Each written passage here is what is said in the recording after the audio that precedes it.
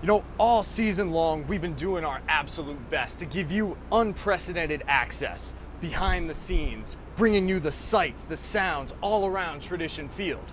But then it occurred to me, what if you guys want more? What if you're tired of seeing me make a fool of myself just in one location? What if you're wondering, what else is out there? Well, message received.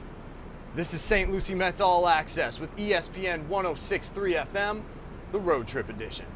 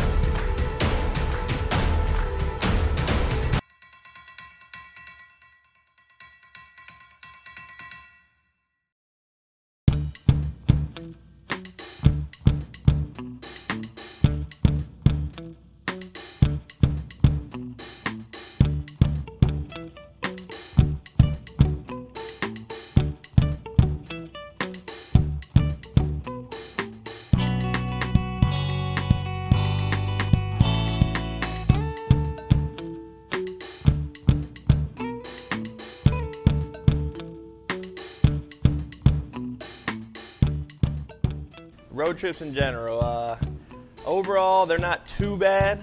The worst part is actually the bus ride, but in this league, longest trip's about 3.5 hours, so that's not too bad overall, but besides that, it's not so bad.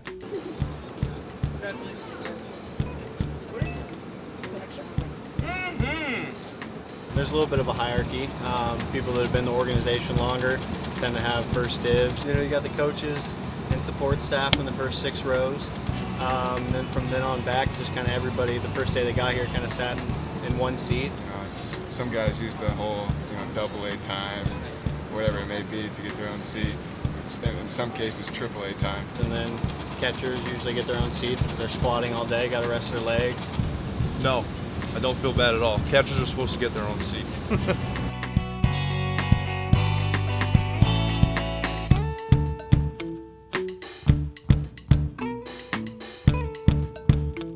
I think everyone just tries to relax and then, try to make the time pass as quick as possible.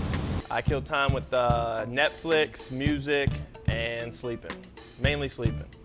I'm not really into sleeping on the bus. A lot of guys can just crash out and they're out the entire trip and it feels like 5 minutes and then they're there. If someone's sleeping with them, don't mess with them. I'm telling you, you're awake. Let a sleeping dog lie. We tweet to each other, Facebook, and even send out the snaps. So if you fall asleep, get ready. There might be a camera in your face, and the whole team will have it. Well, most of the time I'm listening to music and stuff. I'm a big music guy, and that helps me pass the time. The guys ride me all the time because I listen to a lot of heavy rock and metal and stuff, and my walkouts are that too. And the guys like to give me a hard time about it. Definitely on a road trip like this, I'm a big country guy. Where the big chill one is Voice Avenue. He's a cover band, acoustic cover band. So he plays a lot of different songs that Sandoval introduced me to. It's good just to chill out. Typically have that, kind of just fall asleep to it.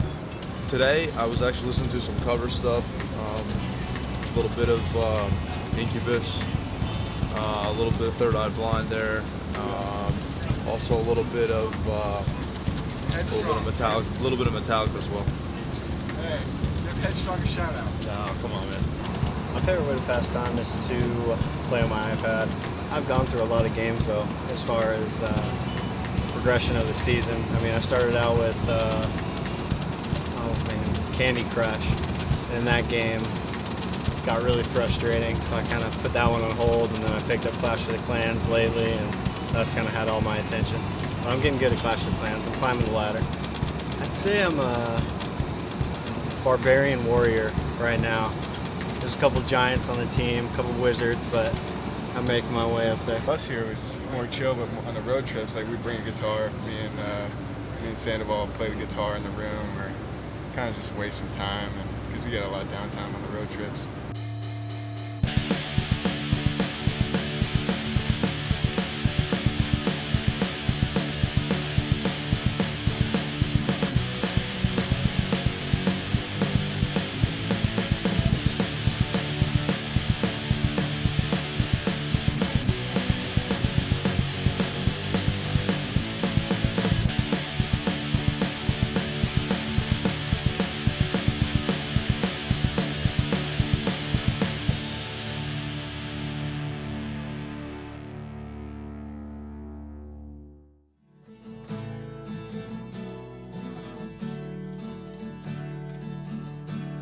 I started learning the guitar because of the minor leagues pretty much. Just give me something else to do to take my mind off of baseball. You have so much pressure and stress and frustration that comes from baseball, and all we want to do when we come back here is not think about what happened in the game, good or bad. You know, it's something to get away, completely opposite of baseball, something to get away from it. Keep your mind off it, keeps your mind at ease. It puts me kind of, I guess, in a peaceful place when I play, kind of relaxes me and gets my mind back into a better place. You know, say I have a bad game or something like that. You know, just gets me away from baseball for a short period of time, which is definitely needed for the long season.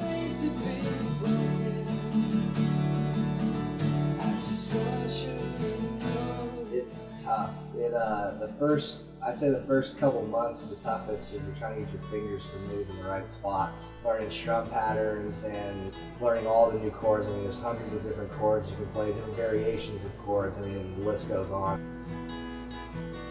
I'm waking up to ash and dust. After playing for 6 months, I kind of learned how to sing with it and play, which I couldn't even comprehend thinking about doing that in the beginning. And then once I got comfortable with the guitar, you know, singing kind of started to be a little bit easier on it, and just kind of kept rolling with it.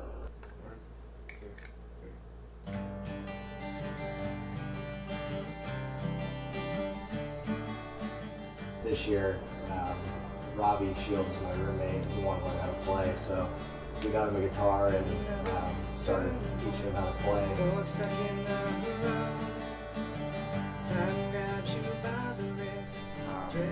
He's taught me a lot. You know, it hasn't been easy by any means. You know, there's been a lot of frustrating times when I'm playing this guitar. And, you know, he's been great. You know, he's really patient with me. He works hard with me, and we play for sometimes, you know, hours a day, and you know, we try to play just about every day. He's been doing pretty good. He's gotten. I mean, he came really far from not knowing anything about the guitar to playing for, I mean, maybe a little bit over a month. I mean, he can play a couple songs with me right now, and I mean, that's pretty good, you know, after a month of playing. I honestly barely brought it on the road, you know, the last few years. I never really did. I always just practiced at home. You know, I just left it at home and never really thought to bring it on the road that often. And he was like, you know, why don't we just bring it on the road and start playing in the hotel room? And I was like, perfect, just keep doing that. So we've been doing it all season. It's great to come back here and just like chill out, relax, like just like the acoustic sound. Just like kind of levels your mind out a little bit, and it just like gives you a sense of like relaxation. And you know, we definitely throughout the season, like he said, we get so much frustration built up, or like so much stress, like there's a lot of pressure. So we just come back and just try to enjoy like our time, and this is something that, you know, we can do together. So it's a good time. Something unpredictable, in the end it's right. Hope you have the time.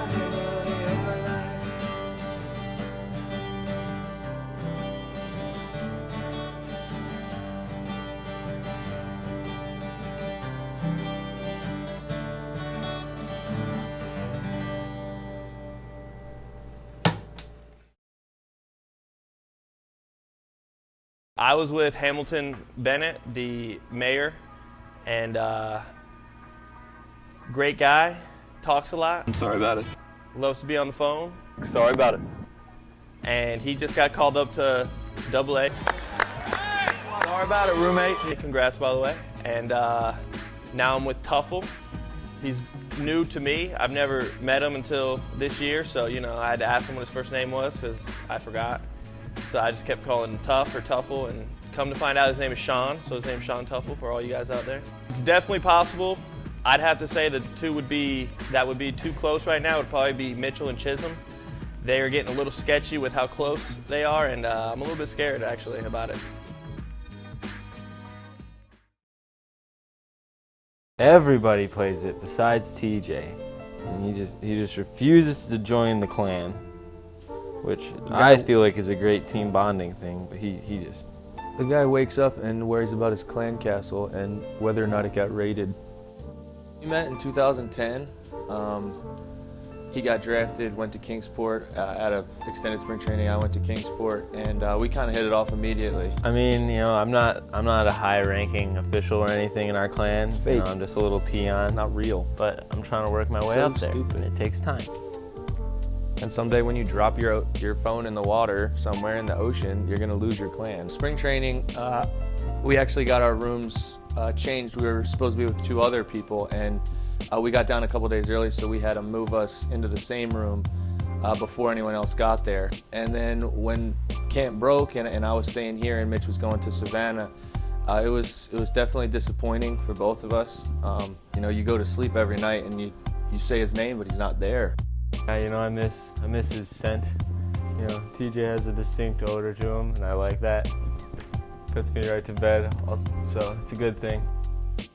I kept texting him every day, you know, make sure you're pitching well so you can get here.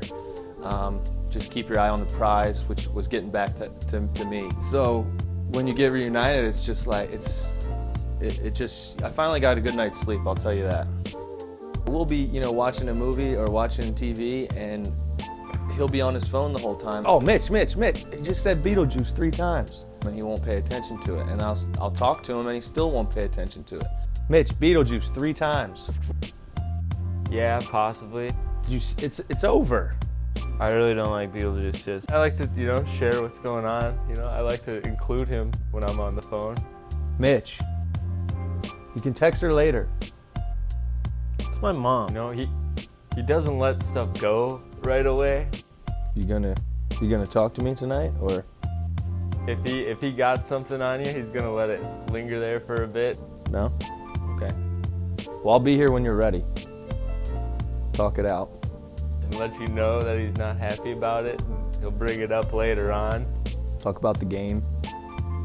Talk about the movie. Okay. Just, you know, the way he cares. You know, he listens to me. He's always the first one I see when I wake up. It's just the overall companionship that he's a very selfless person. Mitch, you're not paying attention to me again. This has to stop. He does have a lot of needs, and I need to respect those needs. This is true. And now he wants to talk about his clan castle and how much gold he has. I don't care how much gold you have. I just upgraded all my gold.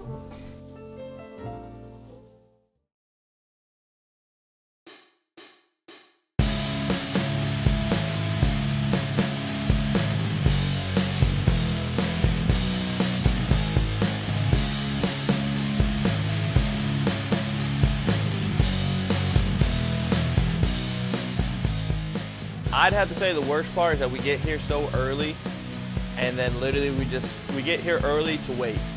So like we have to wait for BP, and then we're here in this league, so it rains every other day, so that'd probably be the worst part. Visiting clubhouse. We are pretty tight in there, so like sometimes, you know, you'll hear some people yelling at each other, but never like in real anger, just kind of like, you know, we kind of get annoyed sometimes, but you know, that happens everywhere, so.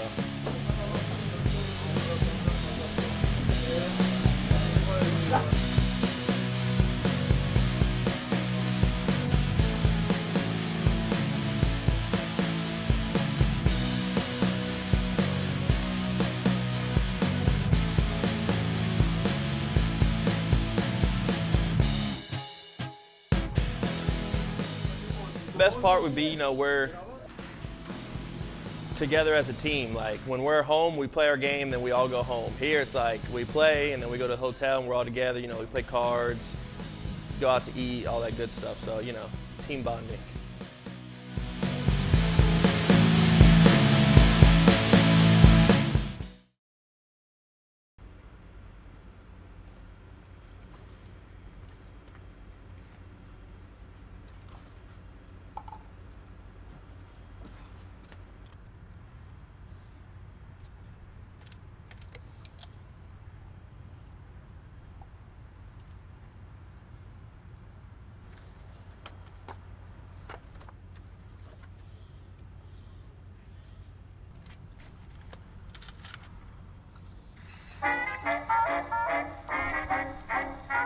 My dearest friends of home, my travels with the Mets have brought me to a strange yet wondrous place known as Fort Myers and Hammond Stadium. Majestic geysers and strategically placed springs suggest that the inhabitants are a water-dwelling people. Local lore ballyhoos that Nordic clansmen once claimed this land as their hearth. Homage is still paid to these ancestors, as the local diet consists of peculiar cuisine of lands far to the north. The natives seem a peaceful tribe, yet something seems amiss in this world. The locals are accompanied by quadrupedal beasts, which I hypothesize to be for their protection. Large, ominous figures watch over the masses in this dystopian society. Strange, haunting inscriptions and ancient celestial devices threaten the fate of these noble peoples. If only I understood their nomenclature, I could forewarn them of such impending doom. The end of the Florida State League season, for example. But alas, an outsider like me could not possibly muster a dossier of erudition in a mere fortnight of observation. The customs of the miracle tribe bewilder me, and it is with great melancholy that I write to you. While adventure stirs here in the West, since the day of my embarkation, Tradition Field has refused to aberrate not only from my mind, nay, but also my heart. And on the morrow my locomotive shall portage me home once more, to bask in the glory and majesty of enrapturous promotions, such as 2-for-1 Tuesdays.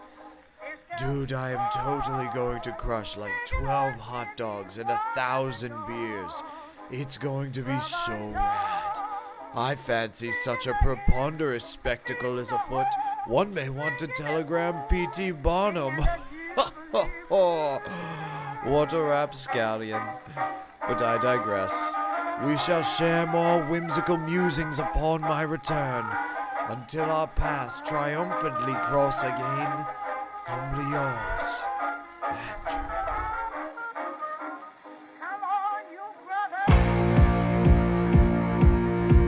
And that's going to do it for this inside look at life on the road with the St. Lucie Mets. I hope our travels have been as enlightening for you as they have been for me. From Hammond Stadium in Fort Myers, I'm Drew Apollonia for ESPN 106.3 FM. We'll see you next episode back home at Tradition Field.